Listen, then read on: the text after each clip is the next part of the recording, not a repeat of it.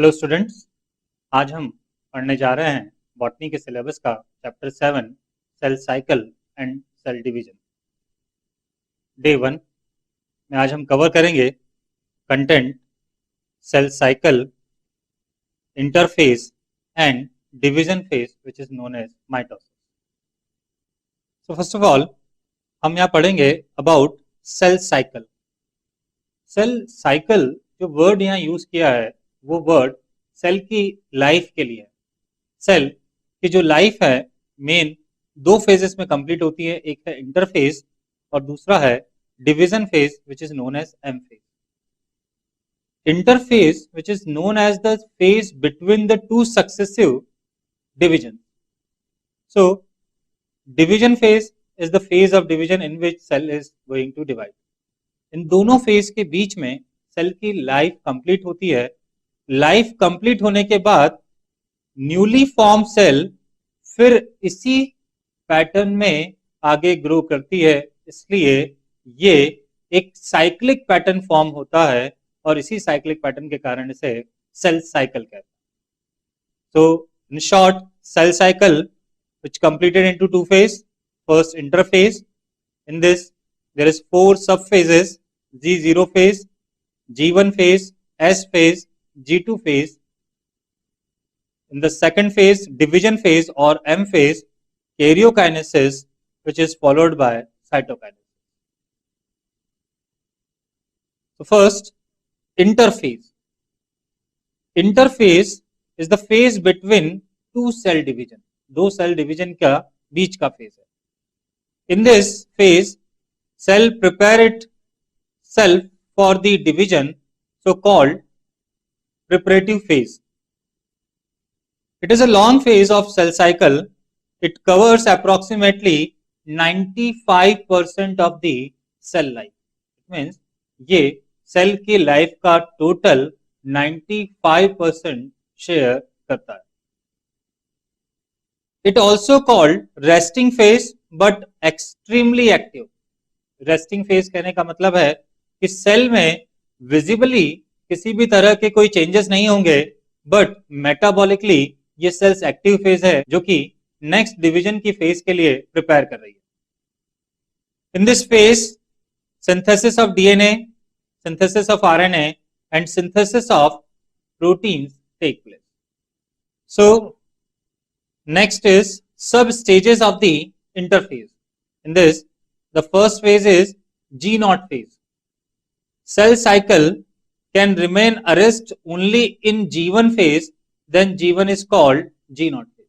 का मतलब है कि अगर कोई सेल्स डिवाइड होने के बाद फर्दर डिवाइड नहीं करे, example nerve cells, example permanent cells of the plant, these cells are completely arrest into G1 phase, which is technically termed as G0. G0 phase found in the cells of the permanent tissue of plants. Cells are metabolically active but not dividing. Second phase of the cell cycle, interphase, that is G1 phase, gap 1 phase. This is a most variable phase for the duration. ये duration के case में most variable है। For the fast dividing cells, this is very short. For the fast dividing cells, this G1 is comparatively shorter than S phase. For the slow dividing phase, G1 is comparatively greater than S phase. Cell growth occur in this phase, so most probably it is the longest stage of the interphase. याद रखिएगा, आपको बताया कि अगर cell slowly divide कर रही है तो ही G1 फेज डोमिनेंट फेज या ग्रेटर फेज होगी। अगर सेल्स फास्ट डिवाइडिंग सेल्स है तो उन सेल्स में S फेज जो ग्रेटर फेज हो। अगर सेल्स डिवाइड नहीं करी तो जैसे हमने पिछले पढ़ा कि वो सेल्स G0 फेज में कहलाती है, जैसे कि नर्व सेल्स और plant tissue. In this phase most organelle like mitochondria, chloroplast, lysosomes, ribosomes, endoplasmic reticulum, Golgi complex, vacuoles, etc. are produced.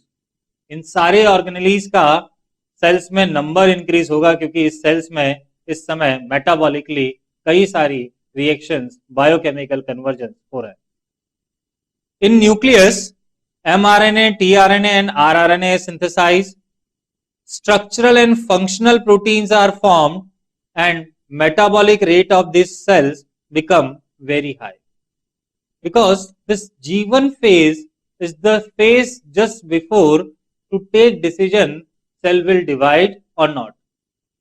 अगर इस फेज में सेल ये डिसाइड करती है कि उसे डिवीजन करना है, तो डिवीजन से पहले अपने जेनेटिक मटेरियल को डुप्लीकेट करने के लिए उसे सारे मेटाबॉलिक रॉ मटेरियल की रिक्वायरमेंट है. So this is the phase which is known for the synthesis of metabolites, raw metabolites for the DNA duplication. S phase.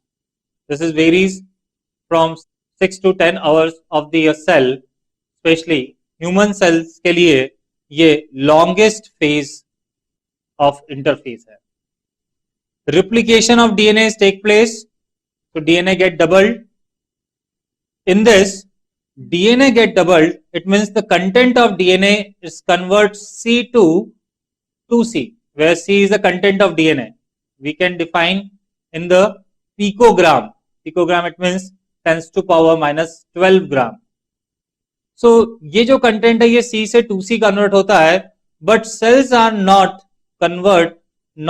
Increase their number of chromosome. तो जगह पर ये कहेंगे कि सेल्स के chromosome के नंबर में चेंजेस नहीं होगा, बट सेल्स के DNA content, it means amount of DNA variable होगा, चेंज होगा, और ये जो चेंज है उसके इनिशियली प्रेजेंट डीएनए से जस्ट डबल होगा.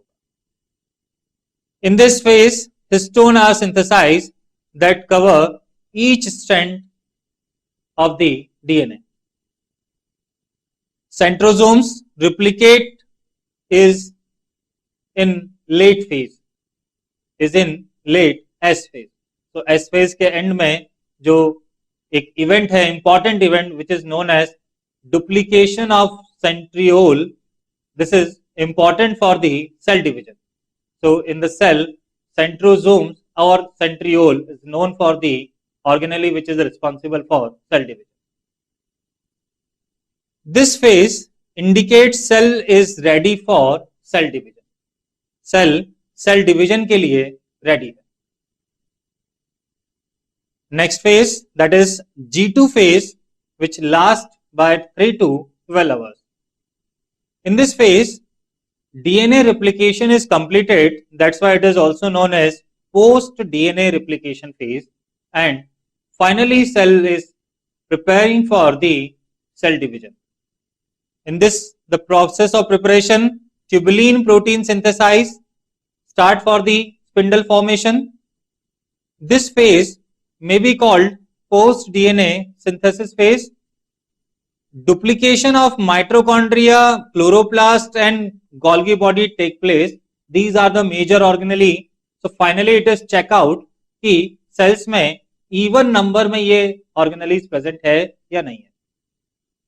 For example, if the cell containing 7 mitochondria, so in this case the number of mitochondria which is decided in the information of genome of that organism, that is 5 for each. तो हर cell में जो बन के जा रही है उसमें 5 mitochondria होना चाहिए, but still the cell having 7 number of mitochondria. So in this 3 of the mitochondria they replicate and the number of they reach up to 10 number of the mitochondria, and after this 10 number divide into 2 cells which having 5 number of the mitochondria. Cell division involves enormous expenditure of energy, thus the cell store ATP in G2 phase. तो G2 phase energy metabolism के aspect से बहुत important है. इस phase में mitochondria ज्यादा से ज्यादा एटीपी बनाते हैं जो कि डिवीजन के समय एटीपी एक्सपेंडिचर को बेयर करते हैं. After G2 phase, cell enter into division or M phase. So here is the some point which is cause for the cell division. Some of the scientists they are explaining about why cell is undergo into division. Cells divide क्यों करती है? तो cell के divide होने के पीछे कुछ reason दिए गए, उस रीजन में से दो थ्योरीज हम यहाँ पढ़ रहे हैं. पहली है kern plasm theory which is given by Hertwig. According to this the kern plasm, that means the ratio of the nucleoplasmic content upon cytoplasmic content. So this nucleoplasm and cytoplasmic content is obtained by the volume of the nucleus and the volume of the cell. So the ratio between the nucleoplasm and cytoplasm, that is known as karyoplasmic index, that is known as karyoplasmic index. On the basis of this index, cell decide to will divide or not, कि वो divide होगी या नहीं होगी. So in this, Ki is equal to Vn, that is volume of nucleus upon volume of cell minus volume of nucleus, which give the information regarding volume of cytoplasm. So volume of nucleus और volume cytoplasm के basis पर हम यहां पर cell यहां पर decide करती है. If the Ki value is higher than 1 और high, so there is no division is take place in the cell. This type of ratio obtain in the small size of the cell which having less cytoplasm. In the large size of cells in which the more cytoplasm is present, the ratio of Ki it is lower than 1 or lesser. This will helps to take decision in the cell to divide. तो ऐसी condition में जब लो Ki value होगी तो cell division की ओर आगे बढ़ेगी, अगर हाई Ki वैल्यू होगी तो सेल डिवाइड नहीं करेगी. So here Ki is inversely proportional to the volume of cytoplasm. So अगर वॉल्यूम कम है तो कैरियोप्लाज्मिक इंडेक्स हाई होगा और वॉल्यूम ज्यादा है तो कैरियोप्लाज्मिक इंडेक्स कम होगा, और इसी इंडेक्स के बेसिस पर सेल डिसाइड करती है कि उसे डिवाइड करना है या नहीं. In the next, surface area volume ratio. It is say that when the cells grow in the size, volume increases but surface area remain less. So it's affect the metabolic activity of the cell which result into division of cell. इस surface area volume ratio को हम समझते हैं, एक mathematical approach है कि एक जो स्फीयर है इसकी रेडियस है small r, that small r it means another sphere which having greater radius which is denoted by capital R. अब यहां पर जैसे कि टर्म दिया है सरफेस एरिया वॉल्यूम रेशियो, तो हम यहां पर काउंट करना है स्फीयर का एरिया अपॉन वॉल्यूम. सो जब हम यहां पर एरिया कैलकुलेट करेंगे, so here the area of sphere is equal to 4 pi R square and the volume is 4 pi by 3 pi R cube. इसी को हम कंपेयर करना है 4 pi capital R square upon 4 by 3 pi R capital R cube. जब इसको हम balance करेंगे तो इस बैलेंस में हमारे पास जो रेशियो मिलेगा वो रेशियो आएगा 3 by R equal to 3 by capital R. So this is area upon volume ratio. So if the R value is less, that means the ratio of volume, the ratio of area and volume is greater. If the R value is greater, that means the ratio of surface area upon volume is less. So when the cell increase their size, they are showing less surface area volume ratio that will leads to the division of the cell. A specific point about these two hypotheses regarding to cell division are completely discarded because of new concept, that is genetic control of cell division. तो इन्हें refuse कर दिया गया, but exam point of view से ये question पूछे जाता है, what is the surface area volume ratio and what is the Ki karyoplasmic index. तो आपको यहाँ पर इसे ध्यान रखना है और मेमोराइज करना है। नेक्स्ट है control of the cell division. Cell division के कंट्रोल जो कि सेल साइकिल की प्रोसेस को कंट्रोल करते हैं, ये मॉलिक्यूलर बायोलॉजी के साइंटिस्ट ने आइडेंटिफाई किया, जिससे फ्रॉग के एग्स और ईस्ट सेल के सेल कल्चर में ऑब्जर्व किया गया। In this scientist concluded that some of the enzymes, कुछ एंजाइम्स और कुछ प्रोटीन जो इस प्रोसेस को कंट्रोल करते हैं, जिसमें से एक important enzyme cyclin dependent kinase. तो काइनेज इज एन एंजाइम जो कि एटीपी मॉलिक्यूल से फॉस्फेट ग्रुप को रिमूव और ऐड करने का काम करता है। और दूसरा इंपॉर्टेंट फैक्टर है की protein, this is known as cyclin. नाम दिया गया इस प्रोटीन को सेल साइकिल के बेस पर, तो ये सेल साइकिल को रेगुलेट करता है, इसलिए इस प्रोटीन का नाम है साइक्लिन। तो साइक्लिन और सीडीकेज, साइक्लिन डिपेंडेंट काइनेज एंजाइम, ये सेल साइकिल को रेगुलेट करता है। अब सेल साइकिल को कहां रेगुलेट किया जाता है, तो यहां पर कुछ चेक पॉइंट दिए गए। So first major check point, यहां वर्ड कर रहे हैं major check point. Major check point, it is at the transition from G1 to S phase. तो मेजर चेक पॉइंट जो कि G1 से S फेज के ट्रांजिशन के बीच में प्रेजेंट है। And second, this is known as minor check point.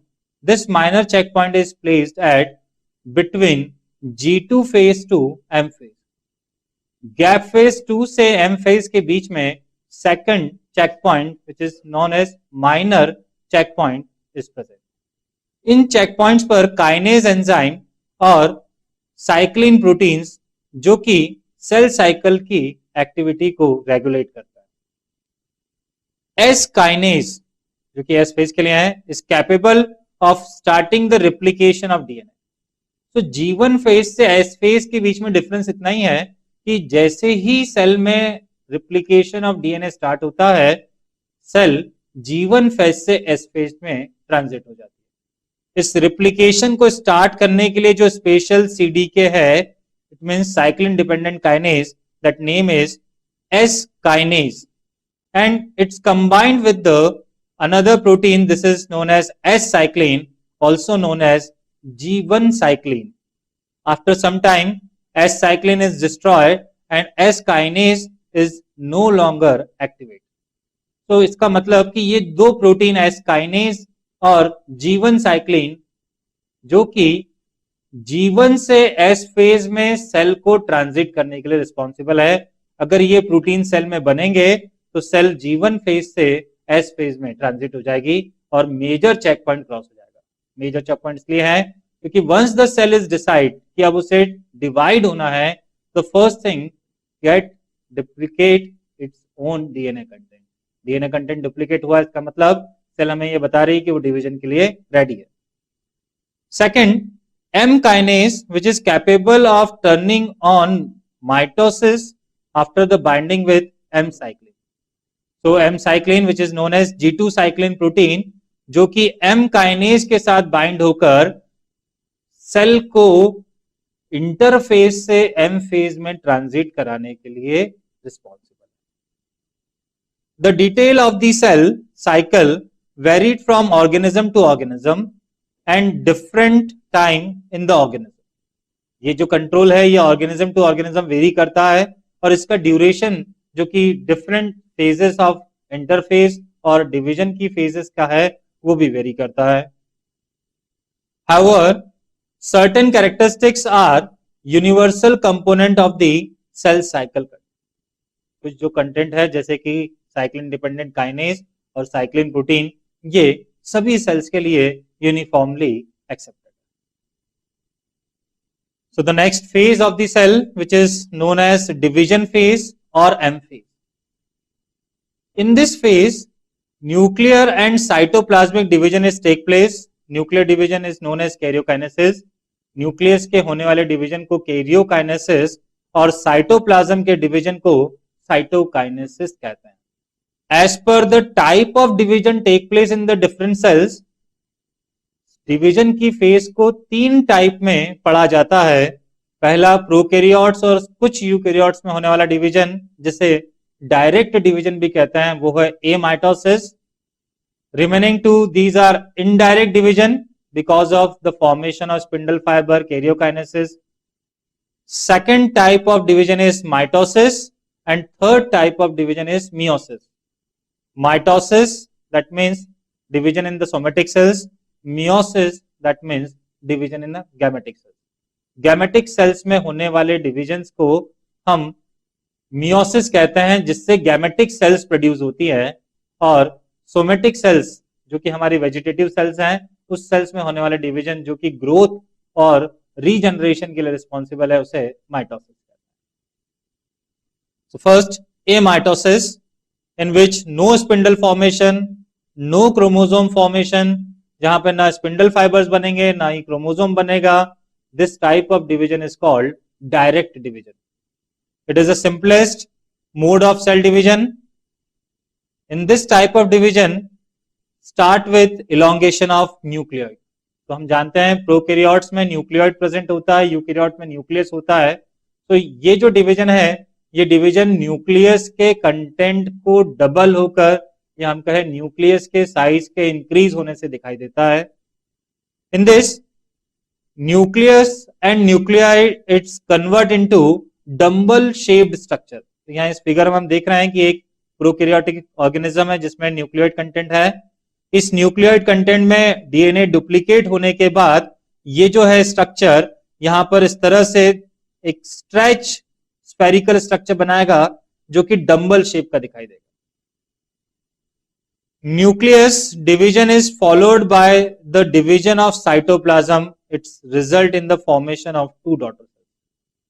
सो यहां हम देख रहे हैं कि न्यूक्लियस 2 अलग अलग सेपरेट होने के बाद 2 सेल्स में डिवाइड हो जाता है. This is known as cytokinesis. Cytokinesis, such type of division which is take place in PPLO, pleuro pneumonia like organism, BGA, blue-green algae and bacteria. So in all type of prokaryote, amitosis is take place. But in some few eukaryotic cell, this type of amitosis is take place.